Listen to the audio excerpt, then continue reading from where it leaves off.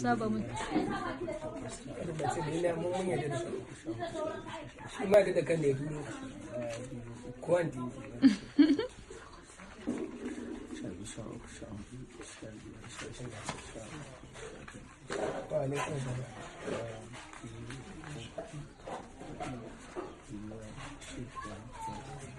ok na jima mami na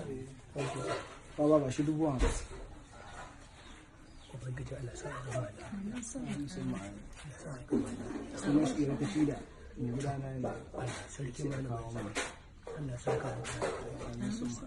zan bukaci ko da nawa ne ka albarkata daga cikin nan dan su ko da nawa ne ka albarkace shi daga cikin nan na gode Allah sa ka muku da sa a gaba lafiya gaskiya na gode ka ce sai ko ya isa gare insha Allah